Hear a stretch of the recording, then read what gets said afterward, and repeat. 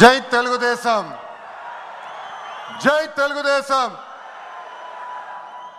దేవుడి గడప గడప గడపై ఈరోజు కార్యకర్తల్ని ఉద్దేశించి మాడతాం.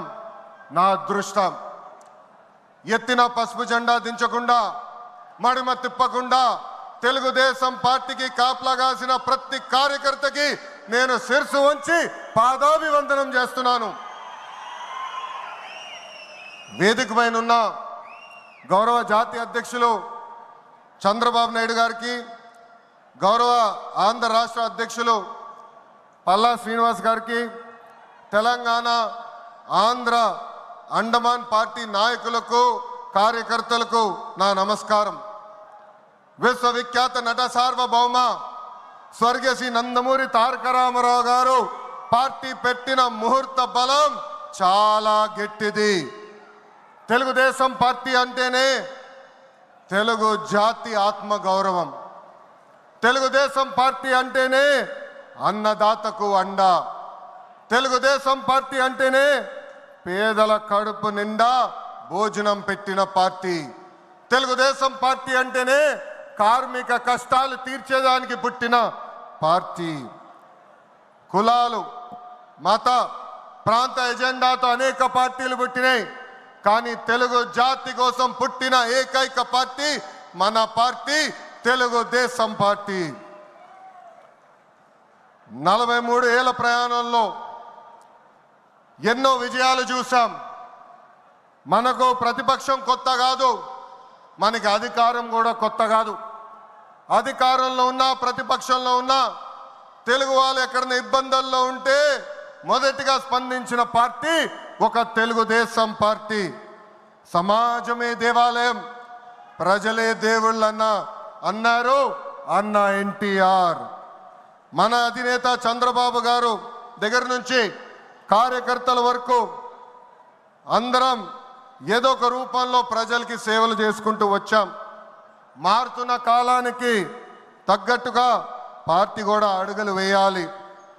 ఎప్పటికప్పుడు పార్టీలో చర్చ జరగాలి, ప్రజలకు మరింత దగ్గర అవ్వాలి.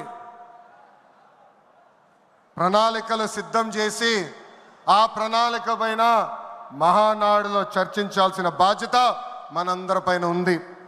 పార్టీ మరొక 40 ఏళ్ల పాటు నడిపించడానికి అవసరమైన కీలక నిర్ణయాలు మనం ఈ మహానాడు వేదికగా చర్చించాలి. తెలుగువారి ఆత్మగౌరవం పార్టీ మూల సిద్ధాంతం. దీంతో పాటు మారుతున్న ప్రజల అవసరాలు తగ్గట్టుగా పార్టీలో కీలకమైన విధానం తీసుకుని రావాల్సిన అవసరం చాలా చాలా ఉంది. కాలం మారుతున్నాయి, ప్రజల అవసరాలు మారుతున్నాయి. వాళ్ళ ఆలోచనల విధంగా మనం నడవాల్సిన అవసరం ఉంది. అన్న ఎన్టీఆర్ హయాంలో ఆత్మగౌరవం అనే నినాదంతో నియంతృత్వాన్ని మనందరం తరిమికొట్టాం. మన చంద్రన్న హయాంలో ఆత్మవిశ్వాసంతో తెలుగు ప్రజల భవిష్యత్తుకు పునాది మనం వేశాం. ఇప్పుడు అదే స్ఫూర్తితో ప్రజలకు, పార్టీకి, కార్యకర్తలకు మంచి భవిష్యత్తు అందించాలన్న లక్ష్యంతో సరికొత్త నినాదాన్ని రూపొందిస్తున్నాము. దీనికోసం 6 శాసనాలు నేను ఈరోజు మీ ముందు ప్రతిపాదిస్తున్నా. నా తెలుగు కుటుంబంలో భాగంగా ఈ 6 శాసనాలు ఉంటాయి. మొదటిది తెలుగు జాతి విశ్వఖ్యాతి, 2 యువగలం, 3 స్త్రీ శక్తి, 4 పేదల సేవల్లో సోషల్ రీఇంజనీరింగ్, 5 అన్నదాతకు అండగా, 6 కార్యకర్తలే అధినేత. ఇవి మన 6 శాసనాలు. మొదటిది తెలుగు జాతి విశ్వఖ్యాతి. నేడు దేశంలోనే తెలుగుదేశం వల్ల తెలుగు వాళ్ళకు ప్రత్యేక గౌరవం, గుర్తింపు వచ్చింది. ఆనాడు అన్నగారిని బర్తరఫ్ చేస్తే ఢిల్లీలో మెడలు వంచి తిరిగి ముఖ్యమంత్రి అయ్యారు అన్నగారు. అదే తెలుగు జాతి పౌరుషం. తెలుగు వారిని ప్రపంచంలో పెట్టింది మన చంద్రన్న. కులం, మతం, ప్రాంతం అతీతంగా అన్ని రంగాల్లో ప్రపంచంలోనే నంబర్ 1 స్థానంలో తెలుగు జాతి ఉండాలి. అన్ని రంగాల్లో మన తెలుగువారు ముందు ఉండాలి. ఇది ఎజెండాగా పెట్టుకుని మనందరం పని చేయాల్సిన అవసరం ఉంది. రెండోది యువగలం. తెలుగుదేశం పార్టీలో యువతకు పెద్ద పీట వేస్తున్నాం. వేదికమైన మీరు చూస్తే అర్థమవుతుంది. మొన్న జరిగిన ఎన్నికల్లో 164 శాసనసభ్యుల్లో 88 మంది మొదటిసారి గెలిచిన శాసనసభ్యులు ఉన్నారు. క్యాబినెట్లో కూడా తీసుకుంటే 25 మంత్రులకి ఏకంగా 17 మంది మొదటిసారి మంత్రులుగా కూడా నియమించారు గౌరవ జాతీయ అధ్యక్షులు చంద్రబాబు నాయుడు గారు. సీనియర్ని జూనియర్ని గౌరవిస్తాం, పనిచేసే వాళ్ళని ప్రోత్సహిస్తాం. గత ప్రభుత్వంలో ఒక HSBC Franklin Templeton Amar Raja జాకీని తరిమేస్తే మన ప్రభుత్వ అధికారంలోకి వచ్చిన తర్వాత TCS, LG electronics, NTPC, BPCL, Reliance CBG, Arcelor Mittal ఇలా అనేక పరిశ్రమలు ఆంధ్ర రాష్ట్రానికి తీసుకొచ్చాం. మెగా డిఎస్సి ప్రకటించాం. ఈ మెగా డిఎస్సి ద్వారా 16,347 ఉపాధ్యాయుల పోస్టులు వచ్చే నెల జూన్ మాసంలో కూడా మనం భర్తీ చేయబోతున్నాం. ఇంకా యువతకు 20 లక్షల ఉద్యోగాలు కల్పించే లక్ష్యంలో మన ప్రభుత్వం అడుగులేస్తుంది. మన రాష్ట్రంలో బలమైన యువశక్తి ఉంది. వారికి సరైన అవకాశాలు అందిస్తే దూసుకుని పోతారు. అన్ని రంగాల్లో వారికి ఉపాధి ఉద్యోగ అవకాశాలు కల్పించడమే మన లక్ష్యంగా పెట్టుకుంటున్నాం. మూడోది స్త్రీ శక్తి. అన్న ఎన్టీఆర్ మహిళలకు ఆస్తుల్లో సమాన హక్కు కల్పించారు. మహిళలకి ఆర్థిక స్వాతంత్రం ఇచ్చింది మన చంద్రన్న. గత ప్రభుత్వంలో శాసనసభ సాక్షిగా తల్లిల్ని అవమానించారు. సొంత తల్లిని చెల్లిని మెడబట్టుకుని బయటికి గెంటేశారు. అర్థమైందా రాజా? అర్థమైందా రాజా? ఉద్యోగ ఉపాధి అవకాశాల్లో మహిళలకు రిజర్వేషన్, మహిళలకు విశ్వవిద్యాలయాలు, దీపం పథకం ఇచ్చింది తెలుగుదేశం. రానున్న రోజుల్లో మహిళల్ని మరింత బలోపేతం చేసి స్త్రీ శక్తి ద్వారా మనం కృషి చేయాలి. పార్టీ పదవుల దగ్గర నుంచి అన్ని రంగాల్లో మహిళల్ని సమానంగా బాధ్యత భద్రత కల్పించాలి. ఈరోజు నేను కొన్ని విషయాలు మీకు చెప్పాలనుకుంటున్నా. చట్టాలు శిక్షల వల్ల సమాజంలో మార్పు రాదు. సమాజంలో మార్పు రావాలంటే మన ఇంట్లో మార్పు మొదలవ్వాలి. ఇప్పుడు కూడా మనం కొన్ని పదాలు వాడతాం.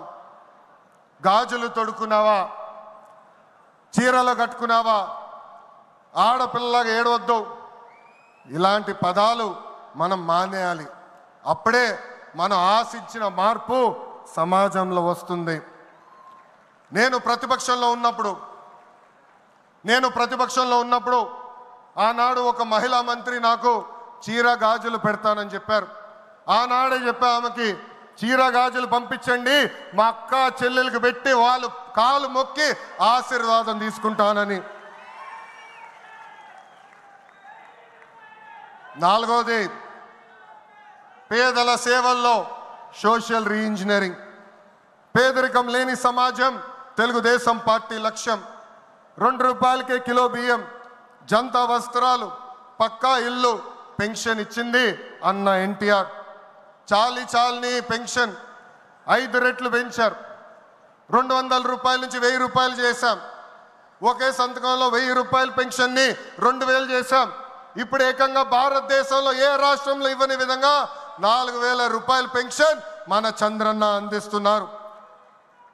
ఇంతేకాదు డ్వాక్రా, దీపం, అన్న క్యాంటీన్ ఇచ్చింది మన చంద్రన్న. భారతదేశంలో ఏ నాయకుడు సాహసం చేయలా, కానీ మన నాయకుడు చంద్రన్న సాహసం చేసి ఎన్ని ఆర్థిక ఇబ్బందులున్నా ఇచ్చిన బాబు సూపర్ 6 హామీ నిలబెట్టుకునేందుకు ముందలికి అడుగులేస్తున్నారు. మన ప్రభుత్వ అధికారులకు వచ్చిన వెంటనే పెన్షన్ పెంచాం. మూసేసిన అన్న క్యాంటీన్లు తిరిగి ప్రారంభించాం. మెగా డిఎస్సి ఏర్పాటు చేశాం. వచ్చే నెలలో తల్లికి వందనం ఇస్తున్నాం. ఆగస్టు మాసంలో ఉచిత బస్ ప్రయాణం కూడా మన ప్రభుత్వం అందజేయబోతుంది. ఇప్పుడు ఏకంగా P4 కాన్సెప్ట్తో పేదరికం నుంచి కుటుంబాలు బయటికి తీసుకొచ్చేందుకు చేయూత అందిస్తున్నారు మన చంద్రన్న. తెలుగుదేశం పార్టీ ఆవిర్భావం తర్వాత బడుగు బలహీన వర్గాలకి ఆర్థిక రాజకీయ స్వాతంత్రం వచ్చింది. పార్టీకి పునాదిగా ఉన్న మన బీసీలకి ఏకంగా స్థానిక సంస్థల ఎన్నికల్లో 33% రిజర్వేషన్ అందించింది తెలుగుదేశం పార్టీ. అందరికీ ఆమోదంతో ఏకంగా వర్గీకరణ చేసింది కూడా తెలుగుదేశం పార్టీ. అందుకే ప్రతి వర్గానికి న్యాయం చేయాలి, సోషల్ రీఇంజనీరింగ్ చేయాలనే లక్ష్యంగా మనందరం పెట్టుకోవాల్సిన అవసరం ఉంది.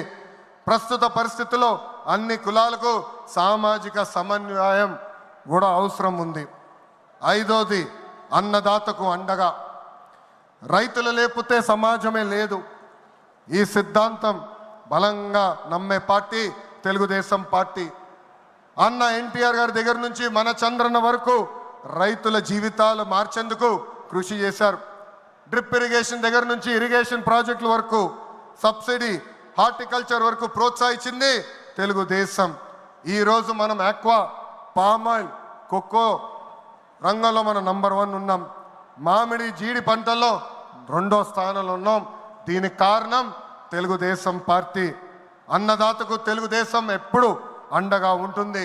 పొగాకు, కొక్కో, మిరప ధరలు పడిపోతే ఏకంగా గిట్టుబాటు ధర ప్రకటించిన నాయకుడు మన నాయకుడు చంద్రబాబు నాయుడు గారు. బంగారం లాంటి భూములు మన రాష్ట్రంలో ఉన్నాయి. వ్యవసాయం కరెక్ట్గా ప్రమోట్ చేస్తే బంగారం పండించే శక్తి మన రైతుల దగ్గర ఉంది.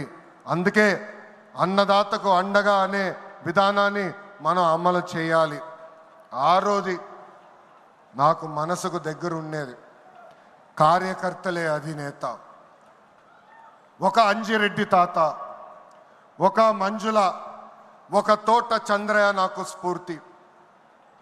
ఆనాడు పొంగనూరు నియోజకవర్గంలో అంజిరెడ్డి తాత స్థానిక సంస్థ ఎన్నికల్లో నామినేషన్ వేసేదానికి వెళ్తే ఆనాటి పాలకులు అడ్డం తిరిగారు. తొడగొట్టి మీసాలు మిలేసి రండి నేను నామినేషన్ వేసి చూపిస్తానని చెప్పారు మన అంజిరెడ్డి తాత. బూత్లో రిగ్గింగ్ జరుగుతుందని బూత్కి వెళ్ళి కూర్చుంది మంజుల. ఏకంగా మంజుల గారు ఉంటే బూత్ రిగ్గింగ్ జరగదని ఆమె పైన దాడి చేశారు. రక్తం గారుతున్నా భయపడలేదు. చివరి ఓటు పడే వరకు, ఈవీఎం బాక్స్కి తాళం వేసే వరకు ఆ బూత్లో నిలబడింది మన అక్క మంజుల. ఇంకా తోట చంద్రయ్య గారి గురించి ఎంత చెప్పినా తక్కువే. మనందరం చూసాం, నడివీధిలో ఆనాటి పాలకులు తరిమి తరిమి కొట్టారు. ఏకంగా డివైడర్ పెట్టి కత్తిని గొంతుకు పెట్టారు. ఒక్కసారి వాళ్ళ నాయకుడికి జై చెప్పమంటే జై తెలుగుదేశం, జై చంద్రబాబు నాయుడు అని చెప్పి ప్రాణాలు పోగొట్టుకున్నాడు తోట చంద్రయ్య.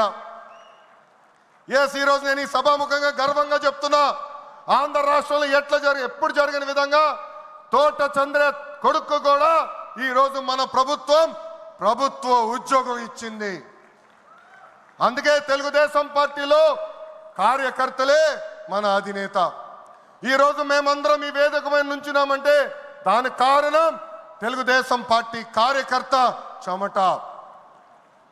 ఆనాడు చంద్రబాబు గారు ఒక్క పిలిపిస్తే బాబు షూరిటీ భవిష్యత్ గ్యారంటీ చేశారు. నేను ఆనాడు నియోజకవర్గానికి వచ్చి మాట్లాడా, శంఖారావం చేయాలి, ప్రతి గడప తొక్కాలంటే మీరందరూ తొక్కారు. అందుకే కార్యకర్తలందరూ చెప్తున్నా, నాయకుల చుట్టూ తిరుగుతాం కాదు, ప్రజల చుట్టూ తిరగండి, మిమ్మల్ని ఎత్తుక్కుంటా వస్తుంది ఈ తెలుగుదేశం పార్టీ. కార్యకర్తలే తెలుగుదేశం పార్టీ బలగం. దేశంలో ఏ ప్రాంతీయ పార్టీకి లేని విధంగా 1 కోటి మంది సభ్యత్వం, 1 కోటి మంది కుటుంబ సభ్యులు ఒక తెలుగుదేశం పార్టీకే సొంతం.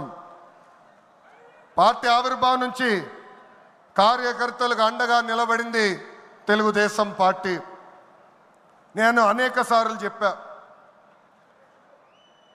2004లో ఆనాటి కాంగ్రెస్ పాలకులు అనంతపూర్ జిల్లాలో ఒక్కొక్క కార్యకర్తను చంపేస్తున్నారు.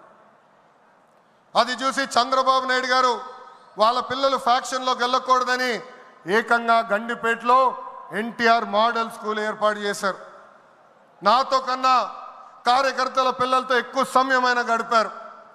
ఆనాడే ఆయన అడిగాను, ఇది న్యాయమా, నాతో సమయం గడపాలి కదా అని. ఆయన ఒకటే అన్నారు, ఆ పిల్లలకి తల్లిదండ్రులు లేరు, ఫ్యాక్షన్ దాడిలో చంపేశారు, వాళ్ళ కళ్ళల ముందర చంపేశారు, వాళ్ళకు ఒక తండ్రిగా నేను నిలబడాలి, అది నా బాధ్యత అని చెప్పిన వ్యక్తి చంద్రబాబు నాయుడు గారు. యువగలం పాదయాత్రలను కలిసా, వాళ్ళ కష్టాలు నేరుగా నేను చూసా. చంద్రబాబు నాయుడు గారు చేసిన సేవ ఆ పిల్లలు ఈరోజు కూడా మర్చిపోవట్లేదు. కార్యకర్తల కష్టం వస్తే మొదటిగా స్పందించిన పార్టీ తెలుగుదేశం పార్టీ. అలాంటి కార్యకర్తలకి అనేక సంక్షేమ కార్యక్రమాలు చేస్తున్నాం. 5 లక్షల రూపాయలు ప్రమాద బీమా, విద్య, వైద్యం, ఉపాధి కూడా కల్పిస్తున్నాం. జాతీయ అధ్యక్షుల పిలుపు మేరకు అలాంటి కార్యకర్తలు ఆదుకునేదానికి, వాళ్ళ సొంత కాలుపై నిలబడడానికి, వాళ్ళకి ఆర్థిక స్వాతంత్రం వచ్చేదానికి ఒక ప్రణాళిక కూడా మేము రూపొందిస్తున్నాం. ఈ 6 శాసనాలు మనకు కీలకమైంది. వేదికమైన పెద్దల దగ్గర నుంచి నా ముందలున్న తెలుగుదేశం పార్టీ కుటుంబ సభ్యులందరినీ ఒక విషయం తెలపాలనుకుంటున్నా. కష్టకాలాలు వస్తాయి, మన రోజు కొన్ని నిర్ణయాలు తీసుకోవాల్సి వస్తుంది. ఒక మంత్రిగా, జాతీయ ప్రధాన కార్యదర్శిగా నేను కూడా కొన్ని నిర్ణయాలు తీసుకోవాల్సిన అవసరం ఉంటుంది.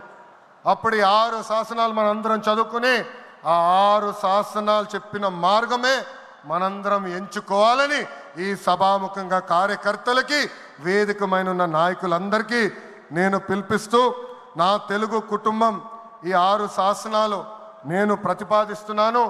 ఈ ప్రతిపాదన మీరందరూ బలపరచాలని ఈ సభాముఖంగా కోరుకుంటూ, నాకింత అద్భుతమైన అవకాశం ఇచ్చిన నా ప్రాణ సమానమైన కార్యకర్తలందరికీ పేరు పేరున నా హృదయపూర్వక ధన్యవాదాలు తెలుపుకుంటూ మీ అందరి దగ్గర నుంచి సెలవు తీసుకుంటున్నా. జోహార్ అన్న ఎన్టీఆర్, జోహార్ అన్న ఎన్టీఆర్. చంద్రబాబు నాయుడు గారి నాయకత్వం, చంద్రబాబు నాయుడు గారి నాయకత్వం. జై తెలుగుదేశం, జై తెలుగుదేశం. వందే వందే, జై హింద్.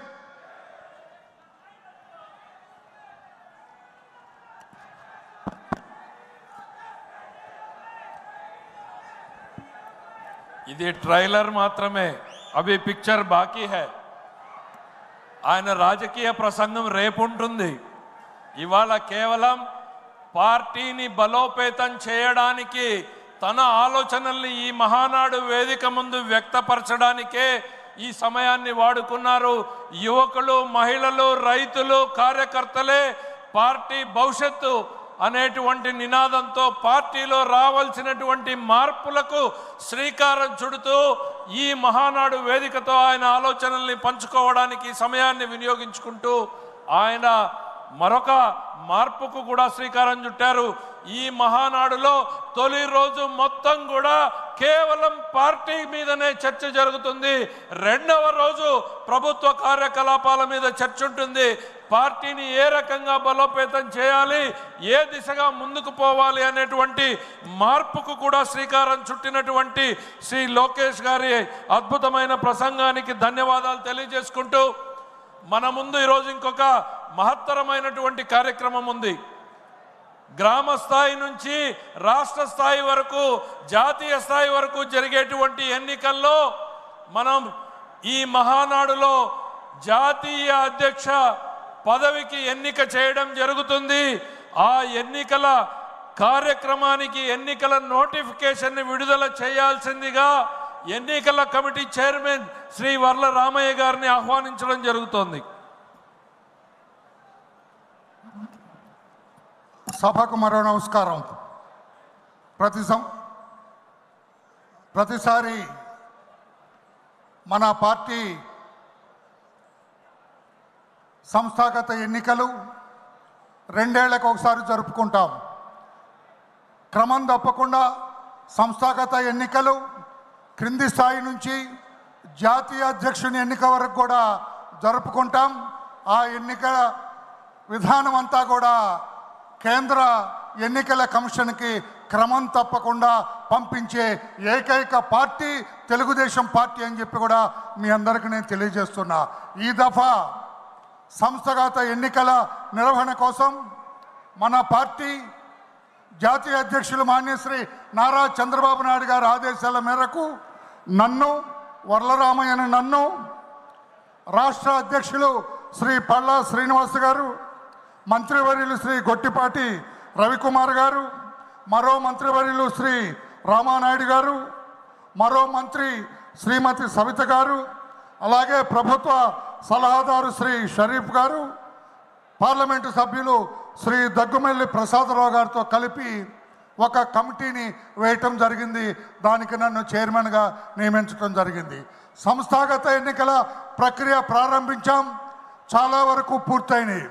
ఈనాడు ఈ మహానాడు సందర్భంగా మన పార్టీ జాతీయ అధ్యక్షుల వారి ఎంపిక ప్రజాస్వామ్యయుతంగా జరగవలసి ఉంది. ఆ ఎన్నికల నోటిఫికేషన్ ఈ రోజున ఇప్పుడు రిలీజ్ చేస్తూ ఉన్నాం. ఈరోజు 1:10 1:10 ఎన్నికల షెడ్యూల్ రిలీజ్ చేస్తూ ఉంది ఎన్నికల కమిటీ. 1:10 నుండి సాయంత్రం 5 గంటల వరకు కూడా నామినేషన్ల స్వీకరణ జరుగుతుంది. రేపు 10 గంటల నుంచి 12 గంటల